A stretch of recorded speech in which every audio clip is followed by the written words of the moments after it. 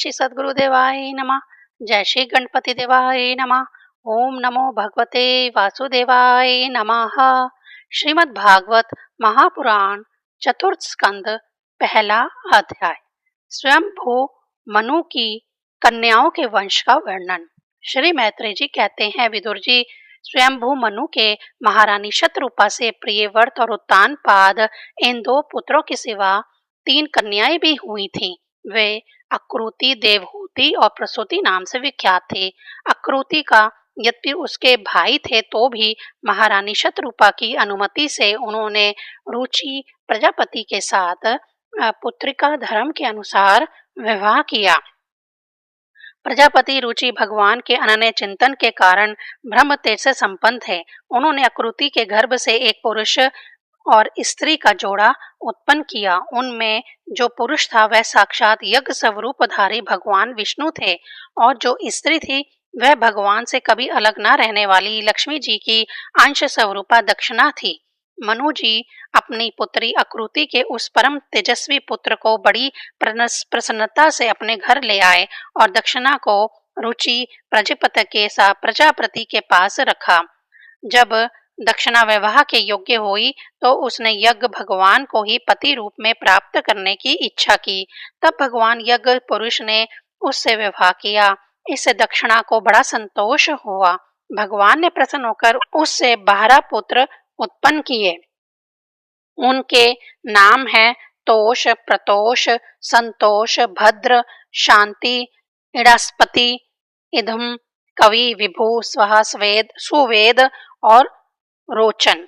यह ही स्वयंभू मनु मनवंतर में तुषित नाम के देवता हुए। मनवंतर में मारीच आदि सप्तऋषि थे।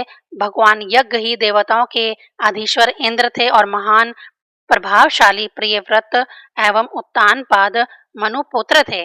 वह मनवंतर उन्हीं दोनों के बेटों, पोतों और दोतों के वंश से छा गया। प्यारे विदुर जी, मनु जी ने अपनी दूसरी कन्या देवहूति कदर्म जी को ब्याही थी। उनके संबंध की प्राय सभी बातें तुम मुझसे सुन चुके हो। भगवान मनु ने अपनी तीसरी कन्या प्रसूति का विवाह ब्रह्मा जी के पुत्र दक्ष प्रजापति से किया था। उसकी विशाल वंश परंपरा तो सारे त्रिलोकी में फैली हुई है। मैं कदर्म जी की 9 कन्याओं का जो 9 ब्रह्म ऋषियों से ब्याही गई थी पहले ही वर्णन कर चुका हूँ। अब उनकी वंश परंपरा का वर्णन करता हूँ, सुनो। मारीच ऋषि की पत्नी कदर्म जी की बेटी कला से कश्यप और पूर्णिमा नामक 2 पुत्र उत्पन्न हुए, जिनके वंश से यह सारा जगत भरा हुआ है। शत्रुतापन विदुर जी, पूर्णिमा के विरज और विशग नाम के 2 पुत्र तथा देव कुल्या नाम की एक कन्या हुई। यही दूसरे जन्म में श्री हरि के चरणों के धोवन से देव नदी गंगा के रूप में प्रकट हुई।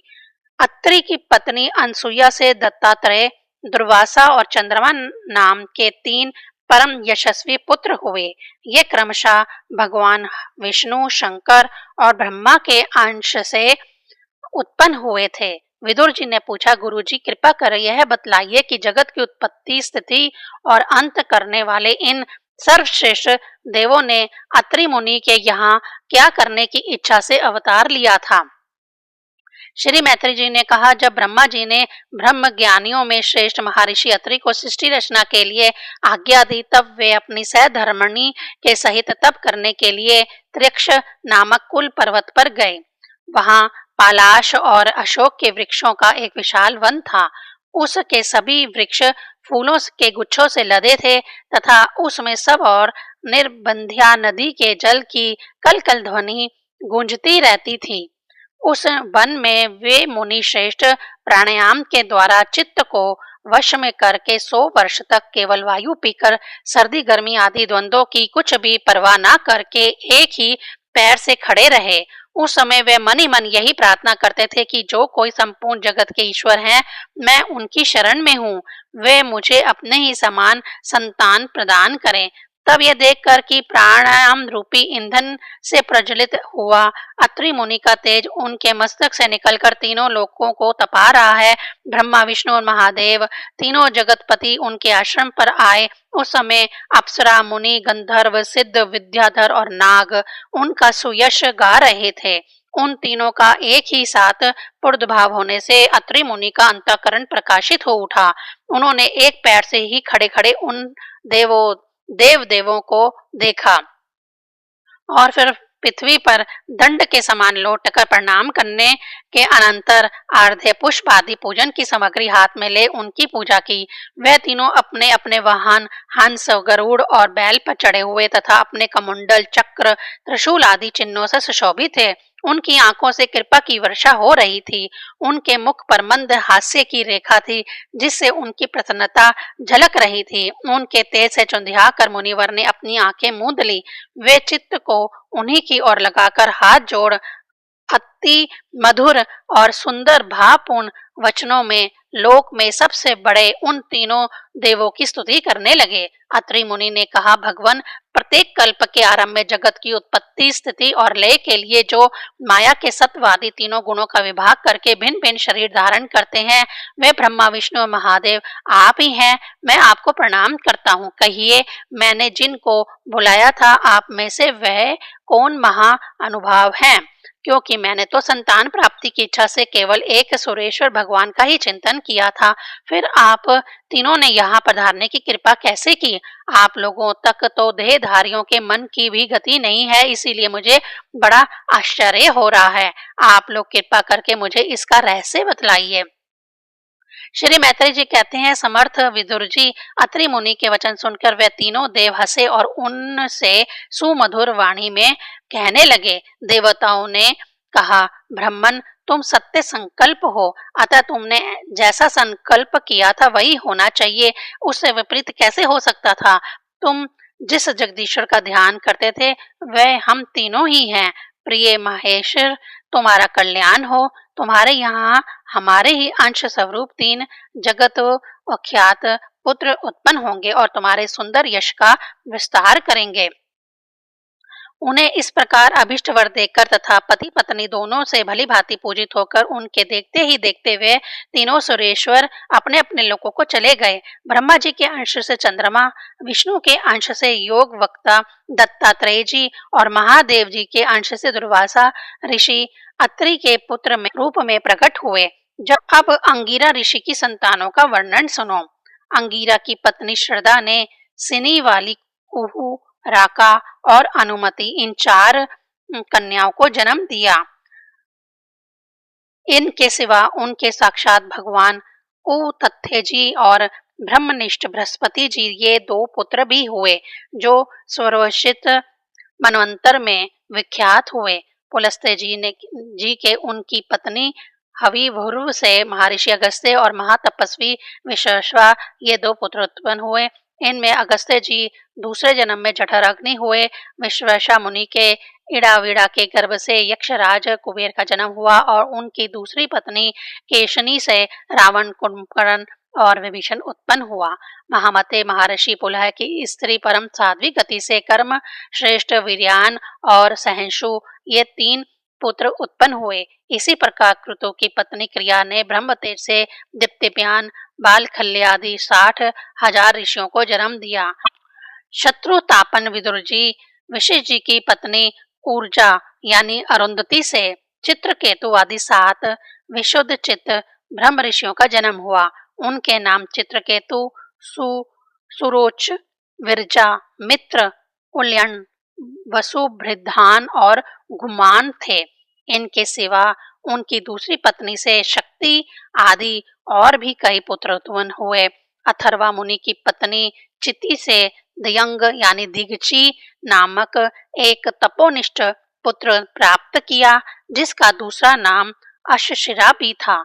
अब भृगु के वंश का वर्णन सुनो। महाभाग भृगु जी ने अपनी भार्या ख्याति से धाता और विधाता नामक पुत्र तथा श्री नाम की एक भगवत प्रयाण कन्या उत्पन्न की।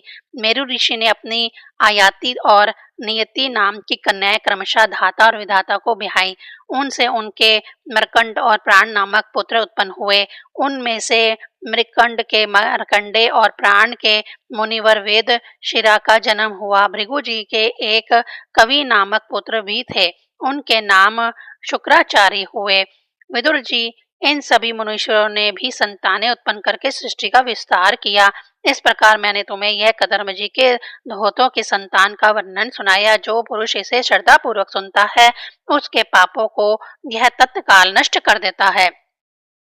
ब्रह्मा जी के पुत्र दक्ष प्रजापति ने मनु नंदनी प्रसूति से विवाह किया। उससे उन्होंने सुंदर नेत्रों वाली 16 कन्याएं उत्पन्न की। भगवान दक्ष ने उनमें से 13 धर्म को, एक अग्नि को, एक समस्त पितरगण को और एक संसार का संहार करने वाले तथा जन्म मृत्यु से छुड़ाने वाले भगवान शंकर को दी। श्रद्धा, मैत्री, दया, शांति, तुष्टि, पुष्टि, क्रिया, उन्नति, बुद्धि, मेधा, तितिक्षा, ऋण और मूर्ति ये धर्म की पत्नियां हैं। इनमें से श्रद्धा ने शुभ, मैत्री ने प्रसाद, दया ने अभय, शांति ने सुख, तुष्टि ने मोद और पुष्टि ने अहंकार को जन्म दिया। क्रिया ने योग, उन्नति ने दर्प, बुद्धि ने अर्थ, मेधा ने स्मृति, तितिक्षा ने क्षेम और ऋण यानी लज्जा ने विनय नामक पुत्र उत्पन्न किया। समस्त गुणों की खान मूर्ति देवी ने नर नारायण ऋषियों को जन्म दिया। इनका जन्म होने पर इस संपूर्ण विश्व ने आनंदित होकर प्रसन्नता प्रकट की। उस समय लोगों के मन, दिशाएं, वायु, नदी और पर्वत सभी में प्रसन्नता छा गई। आकाश में मांगलिक बाजे बजने लगे, देवता लोग फूलों की वर्षा करने लगे, मुनि प्रसन्न होकर स्तुति करने लगे, गंधर्व और किन्नर गाने लगे, अप्सराएं नाचने लगी। इस प्रकार उस समय बड़ा ही आनंद मंगल हुआ तथा ब्रह्मा आदि समस्त देवता स्तोत्रों द्वारा भगवान की स्तुति करने लगे। देवताओं ने कहा, जिस प्रकार आकाश में तरह तरह के रूपों की कल्पना कर ली जाती है, उसी प्रकार जिन्होंने अपनी माया के द्वारा अपने ही स्वरूप के अंदर इस संसार की रचना की है और अपने उस स्वरूप को प्रकाशित करने के लिए इस समय इस ऋषि विग्रह के साथ धर्म के घर में अपने आप को प्रकट किया है, उन परम पुरुष को हमारा नमस्कार है। जिनके तत्व का शास्त्र के आधार पर हम लोग केवल अनुमान ही करते हैं, प्रत्यक्ष नहीं कर पाते, उन्हीं भगवान ने देवताओं को संसार की मर्यादा में किसी प्रकार की गड़बड़ी ना हो, इसीलिए सत्व गुण से उत्पन्न किया है। अब वे अपने करुणामय नेत्रों से जो समस्त शोभा और सौंदर्य के निवास स्थान निर्मल दिव्य कमल को भी नीचा दिखाने वाले हैं, हमारी और निहारें। प्यारे विदुर जी, प्रभु का साक्षात दर्शन पाकर देवताओं ने उनकी इस प्रकार स्तुति और पूजा की। तदनंतर भगवान नर नारायण दोनों गंधमादन पर्वत पर चले गए। भगवान श्री हरि के अंशभूत वे नर नारायण ही इस समय पृथ्वी का भार उतारने के लिए यदुकुल भूषण श्री कृष्ण और उन्हीं के सरी के श्याम वर्ण कुरुकुल तिलक अर्जुन के रूप में अवतीर्ण हुए हैं। अग्निदेव की पत्नी स्वाहा ने अग्नि के ही अभिमानी पावक, पवमान और शुचि ये 3 पुत्र उत्पन्न किए। यह तीनों ही हवन किए हुए पदार्थों का भक्षण करने वाले हैं। इन्हीं तीनों से 45 प्रकार के अग्नि और उत्पन्न हुए। ये ही अपने 3 पिता और एक पितामह को साथ लेकर 49 अग्नि कहलाए। वेदज्ञ ब्राह्मण वैदिक यज्ञ कर्म में जिन 49 अग्नियों के नामों से अग्निय इष्टियां करते हैं, वे ये ही हैं: अग्निष्ठान, बृहस्पति, सोमप और आयुजप ये पितर हैं। इनमें सनज्ञ भी हैं और निरज्ञनिक भी। इन सब पितरों की पत्नी दक्ष कुमारी स्वधा है। इन पितरों से स्वधा के धारणी और वयुना नामक की 2 कन्याएं हुई। वे दोनों ही ज्ञान विज्ञान में पारंगत और ब्रह्म ज्ञान का उपदेश करने वाली हुई। महादेव की पत्नी सती थी। वे सब प्रकार से अपने पति देव की सेवा में संलग्न रहने वाली थी, किंतु उनके अपने गुण और शील के अनुरूप कोई पुत्र नहीं हुआ, क्योंकि सती के पिता दक्ष ने बिना ही किसी अपराध के भगवान शिव जी के प्रतिकूल आचरण किया था। इसीलिए सती ने युवावस्था में ही क्रोधवश योग के द्वारा स्वयं ही अपने शरीर का त्याग कर दिया था। पहला अध्याय संपूर्ण। ओम नमो भगवते वासुदेवाय नमः।